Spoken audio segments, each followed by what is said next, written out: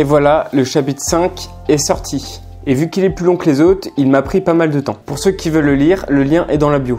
J'ai eu beaucoup de retours, de conseils, de félicitations sur la dernière vidéo et je remercie tous ceux qui ont posté. Alors dans le nouveau chapitre, j'ai fait pas mal de personnages avec un style un peu bûcheron. Du coup, j'ai dû créer une trame spéciale pour leurs vêtements.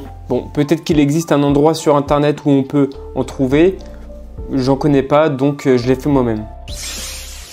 Je suis donc allé chercher un motif sur Google en couleur et ensuite je l'ai mis sur Photoshop. Puis je l'ai passé en noir et blanc. Ensuite j'ai utilisé l'outil utilisé comme motif et j'ai rempli une feuille A4 qui est la taille sur laquelle je dessine avec ce motif.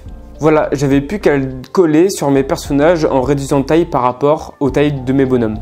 Donc voilà, ça c'est un motif parmi tant d'autres, on peut en faire d'autres. Typiquement, le motif le plus connu avec les petits pointillés, on peut le faire. Et je l'ai déjà fait d'ailleurs. Il suffit de faire un carré blanc avec un rond noir à l'intérieur. La taille du carré dépendra de l'espace entre les points. Et comme pour l'autre, on n'a plus qu'à l'utiliser comme motif et le mettre sur les pages qu'on a dessinées. Voilà ma petite astuce. Bon, aussi en faisant ce chapitre, j'ai appris beaucoup sur la mise en page. Je m'explique. Quand j'étais petit, j'avais vu en cours d'art plastique les différents plans au niveau des dessins. Par exemple, premier plan, second plan. D'ailleurs, j'ai dû le revoir dans mon école d'art plus tard. Donc c'est un truc assez connu, mais c'est important de se rappeler. Et dans le chapitre, je me suis employé à plus utiliser ça pour améliorer mes dessins. Par exemple, le paysage forestier avec l'arbre en premier plan qui donne de la profondeur à l'image. Et j'ai aussi augmenté l'épaisseur du trait des contours de l'arbre du premier plan pour augmenter l'effet de perspective. Et je me suis rendu compte que dans certaines images, c'était bon d'accentuer pas mal la perspective, comme je l'ai fait sur cette image. Ça permet de mettre plus en avant l'action, créer plus de mouvement à l'image, plus de vivant. D'ailleurs, l'accentuation, l'exagération, je me suis rendu compte que c'était vraiment un point clé du manga. Dans les mangas shonen, tout est souvent exagéré. Si on le fait pas, ça rend l'histoire et les personnages plats. D'ailleurs, c'est un peu le cas souvent dans mes dessins, mais je travaille dessus. C'est quelque chose sur lequel j'ai un petit peu de difficulté. Quand on regarde les mangas, les expressions sont vachement accentuées. Les histoires sont extravagantes. Les styles aussi des fois vestimentaires. Les traits de mouvement, la gestion des cases, tout est extrême. Et c'est ce qui rend le manga vivant. D'ailleurs, le manga me fait beaucoup penser à cette expression française « toujours plus ». Bon, évidemment, c'est pas toujours 100% le cas, mais je trouve que c'est une clé qui m'aide lors de ma création de mes dessins. Ça m'aide à rendre les visages plus émotifs, les combats plus intenses, et même augmenter l'action de l'histoire. Par exemple, dans le chapitre, Lina passe un barrage avec sa voiture en l'explosant, ce qui se fait pas du tout dans la vie réelle. Donc ça augmente aussi l'action, le fait de faire des choses qui se passent pas tellement dans la vraie vie, mais qu'on peut s'autoriser là-dedans, des petites folies quoi. Ah oui, je vais vous expliquer aussi comment j'ai fait la forêt.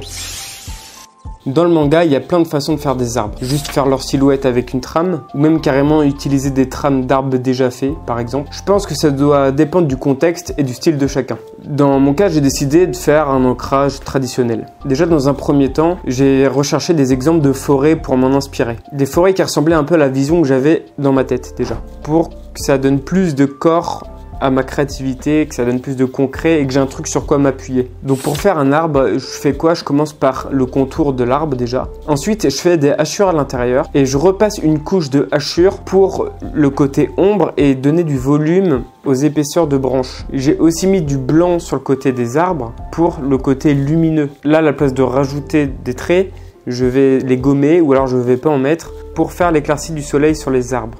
Pour faire les autres arbres de la forêt, parce qu'il y en avait vraiment beaucoup, ce que j'ai fait, c'est que j'en ai fait 4 en losange. Et ce qui est pratique avec le losange, c'est que ça s'emboîte. Donc ensuite, je les ai emboîtés un peu comme un motif d'ailleurs. Donc ça, c'est un petit peu la magie de manga digital, c'est qu'on peut se permettre de faire ça. Et voilà, en réduisant aussi la taille, j'ai pu en mettre partout sur la planche et faire une forêt. Et j'ai aussi rajouté un petit peu de nuages, un peu de brume pour l'ambiance.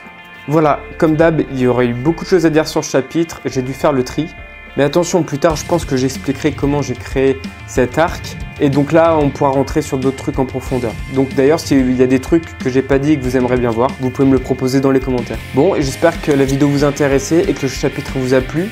Sur ce, et comme d'hab, un max d'abonnements, un max de likes pour un max d'encouragement. On se retrouve la prochaine fois pour la suite des aventures. Bye bye.